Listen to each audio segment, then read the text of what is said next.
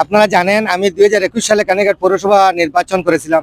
সেই নির্বাচনে আমি বিপুল ভোটে পাস করেছি, কিন্তু এই জালিম সরকার তাদের নৌকা প্রতীককে অবৈধভাবে বিজয় ঘোষণা করে।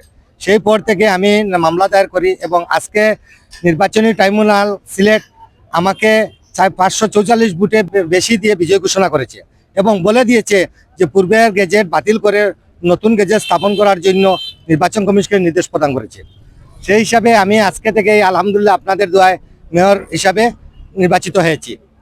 এই জন্য আপনারা টিভিকে আমি ধন্যবাদ জানাই। যখন নির্বাচিত একজন প্রতিদিন না থাকে তাহলে কানে পৌরসভার বেহাল অবস্থা থাকে। পৌরসভার যে 9টি ওয়ার্ড আছে, 9টি ওয়ার্ডের জনসাধারণ খুব ভোগান্ত করতেছে। বিশেষ করে এই যে ওয়ারিশ সার্টিফিকেটগুলা নিবন্ধন এগুলার জন্য তারা খুব কষ্ট করতেছে।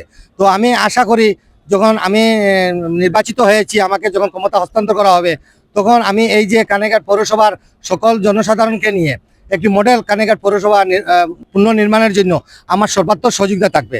আর আমরা জানি বর্তমানে যে সরকার এই দেশে আছে, ওনাদের বর্তমানে এই সরকার থাকার কারণে বিচার বিভাগের প্রতি মানুষের আস্থা আছে এবং সেই আস্থার বলে আমি আজকে দীর্ঘ 4 বছর পর আমি যে আদেশটা পেয়েছি, আমি ধন্যবাদ জানাই এই গভর্নমেন্টকে এবং আমি ধন্যবাদ জানাই বাংলার জনগণকে।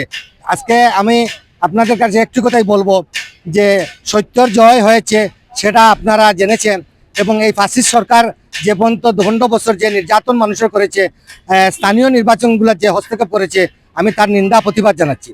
ভবিষ্যতে ইনশাল্লাহ এই গভর্নমেন্ট আরও উজ্জ্বল হবে, সেটা আশাবাদ ব্যক্ত রাখি।